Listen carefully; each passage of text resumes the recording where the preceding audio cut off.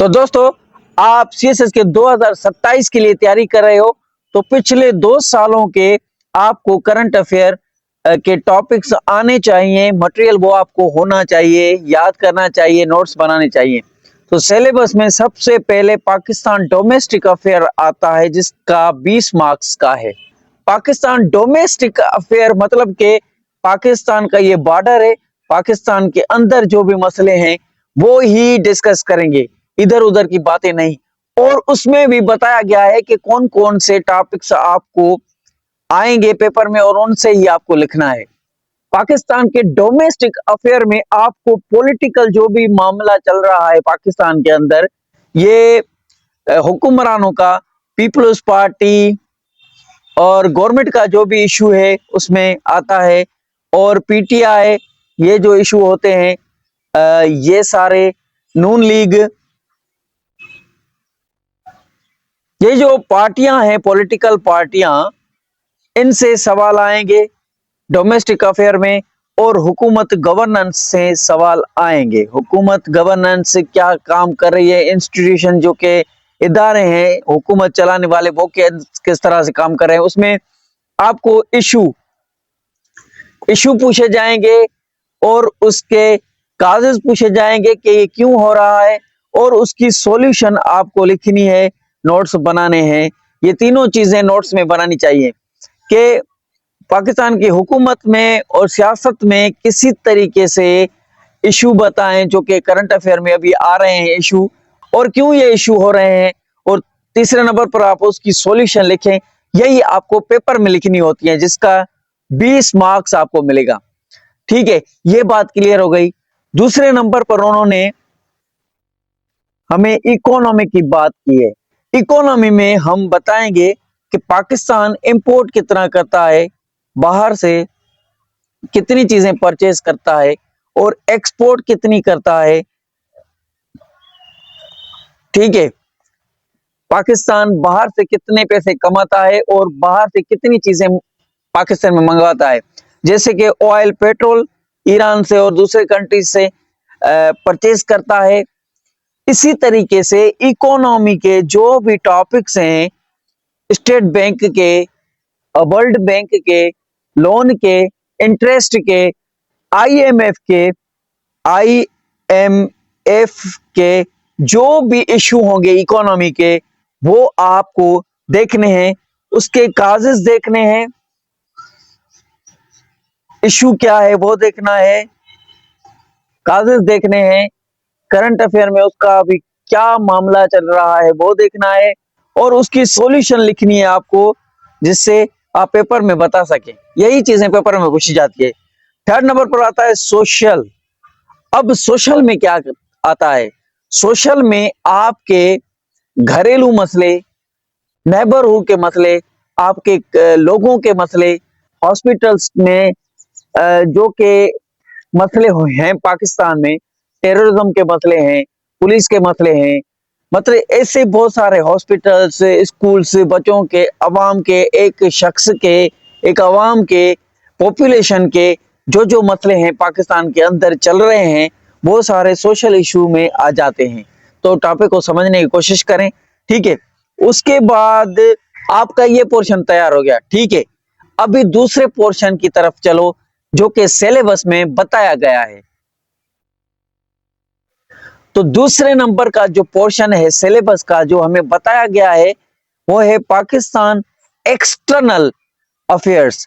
अब वो थे डोमेस्टिक। डोमेस्टिक का मतलब है पाकिस्तान के अंदर जो भी मसाइल थे वो डोमेस्टिक बोले या नेशनल इशू बोले, सेम बात है, सेम वर्ड है। ठीक है, गौर करें हर चीज पर, क्योंकि सीएसएस आसान नहीं है, मुश्किल भी नहीं है, आसान बिल्कुल नहीं है।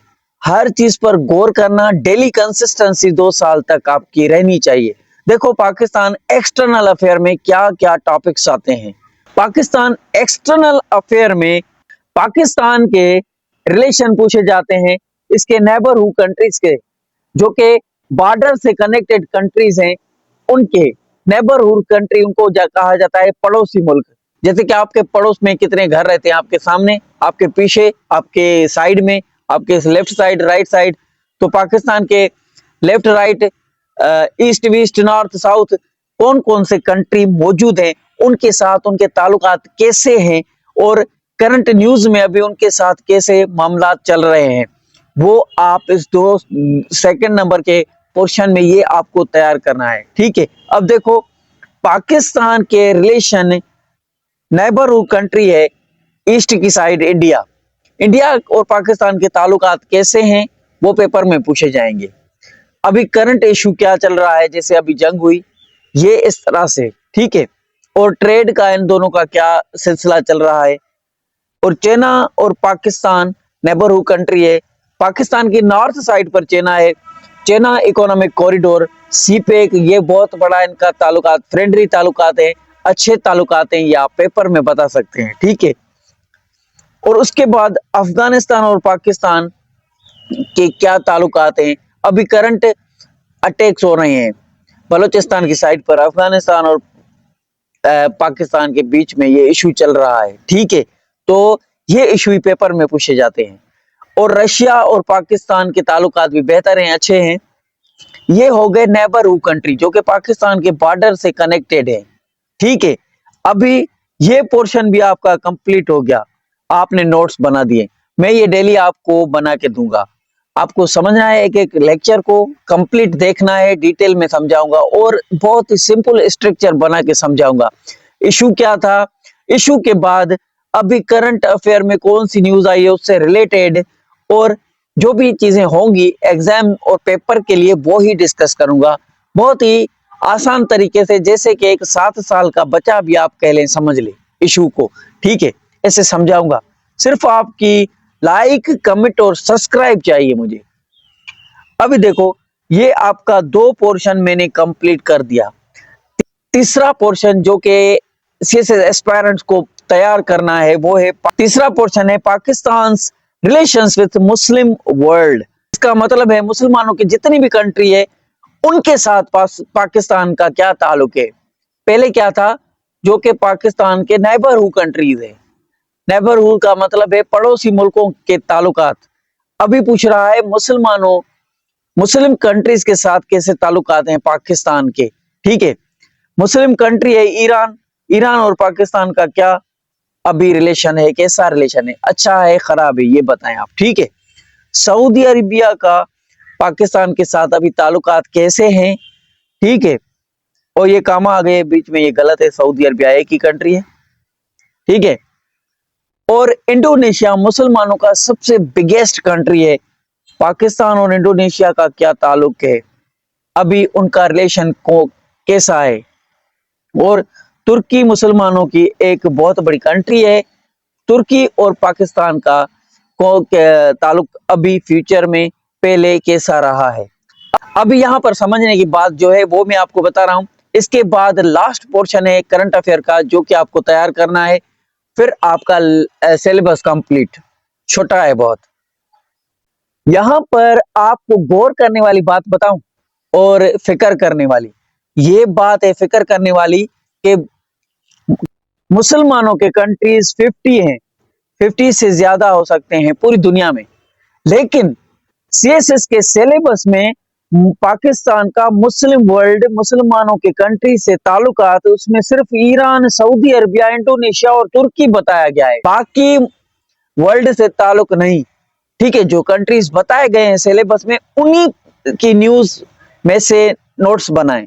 अब देखो पाकिस्तान के जो नेबरहुड कंट्री हैं वो आपको पता है जो हैं, तो इन्हीं के ही ताल्लुकात देखने हैं, बाकी और किसी के साथ नहीं। और एक इंपॉर्टेंट आपको अलग से टॉपिक बता रहा हूं, पाकिस्तान और यूएसए, पाकिस्तान और यूएसए के ताल्लुकात पूछे जाते हैं। यह भी एक मजबूत टॉपिक है, इस पर गौर आपको करना है, इनकी डेली न्यूज जरूर देखनी है।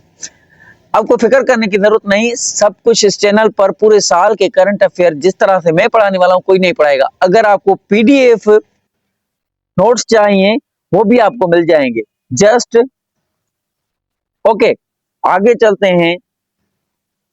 लास्ट पोर्शन है सिलेबस का, इससे आगे आपको नहीं जाना। ग्लोबल इशू 40 मार्क्स का ऊपर वाला पोर्शन कंप्लीट हो गया। वो 3 पोर्शन में मैंने डिवाइड किया, चौथा पोर्शन ये है। सीएसएस के करंट अफेयर के सिलेबस में और पेपर में आपसे ग्लोबल पूरे इश्यू पूछे जाएंगे, और कौन कौन से इश्यू पूछे जाएंगे, कहां कहां से इश्यू पूछे जाएंगे, वो इन्होंने यहां पर बता दिया है।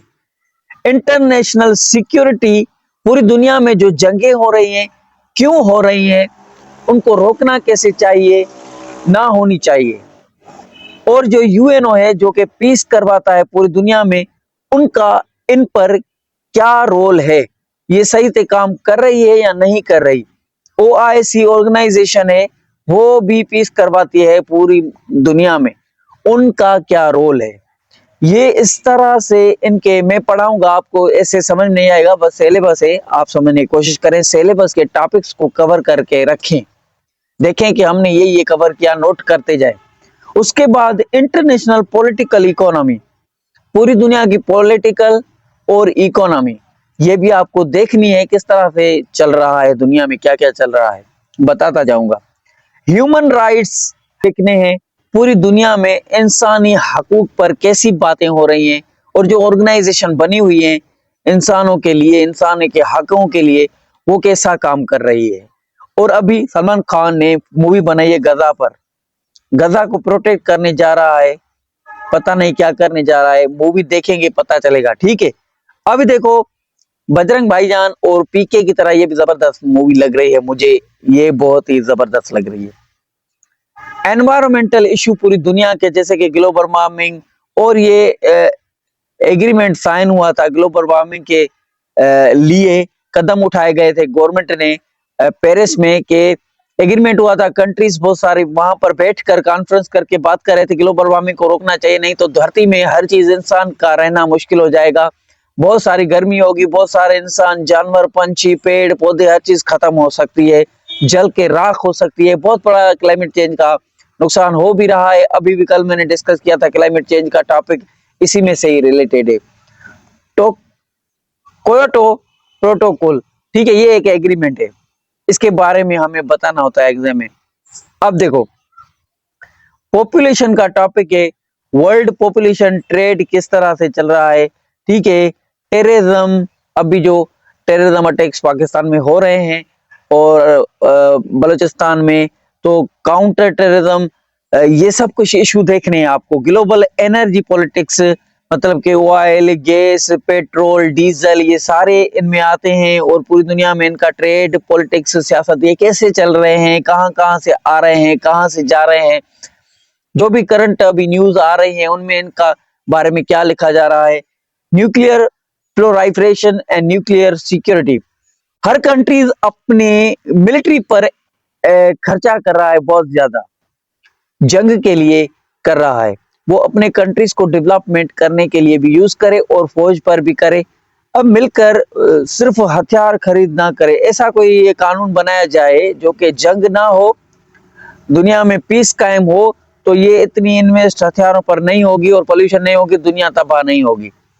न्यूक्लियर सिक्योरिटी होनी चाहिए, ठीक है, सिक्योरिटी के लिए सिर्फ ये यूज करना चाहिए। और nuclear politics in south Asia, अब ये सारे टॉपिक्स करंट अफेयर में आएंगे, किस तरह से आएंगे वो डेली हम लेक्चर देखेंगे। अभी सिलेबस में ये इंटरनेशनल ट्रेड की बात हो रही है, पूरी दुनिया के डेवलपमेंट में रोबोट, एआई, चाइना, अमेरिका, दूसरे कंट्रीज किस तरह से ट्रेड करके अपने कंट्रीज को ग्रो करते जा रहे हैं, डेवलपमेंट करते जा रहे हैं, हर चीज में आगे जा रहे हैं, वो सारे इशू डिस्कस करने होते हैं, पाकिस्तान से फिर रिलेट करने होते हैं। कॉरपोरेशन, एक दूसरे के साथ कितनी कॉरपोरेशन चल रही है कंट्रीज की, कितने फ्रेंडली हैं, कितने जंग कर रहे हैं, कितने एक दूसरे से प्यार मोहब्बत से रहना चाहते हैं। कंपटीशन इन अरबिया, ठीक है, millennium development goals, current status क्या है कंट्रीज का, global Middle East crisis, globalisation, ये पूरा एक इंग्लिश ऐसे भी है आपका, ये इंग्लिश ऐसे में ज़रूर आपको दूंगा, क्योंकि ये इंग्लिश ऐसे करंट अफेयर बहुत सारे टॉपिक्स में ये टॉपिक आएगा। ये पूरा कंप्लीट एक बिग बड़ा ऐसे लिखना होगा। Middle East crisis, middle east में कौन से कंट्रीज़ आते हैं? जो सऊदी अरबिया के नेबरहुड सारे कंट्रीज़ हैं, सऊदी अरबिया के आसपास जितने भी सारे कंट्रीज़ हैं वो मिडिल ईस्ट में आते हैं। मैंने एक वीडियो में बताया था मिडिल ईस्ट और सेंट्रल एशिया के कंट्री, साउथ एशिया के कंट्रीज़ कौन कौन से आते हैं। और कश्मीर इशू को अलग से आप एक इंग्लिश ऐसे लिखें और करंट अफेयर में क्या उनसे न्यूज़ आती है डेली वो उनसे कनेक्ट करते जाएं।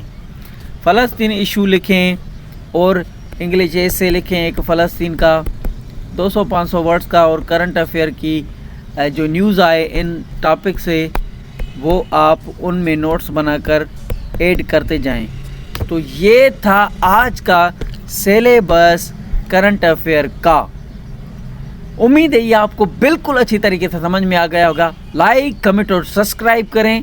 इस चैनल पर इन्वेस्ट करना चाहते हैं 500-300 तो जैसे नंबर दे दूंगा वहाँ पर सेंड करना और अपनी रिसिप्ट भेजना, ताकि मैं एक वीडियो बनाऊंगा इस चैनल पर इन लोगों ने इन्वेस्ट किए।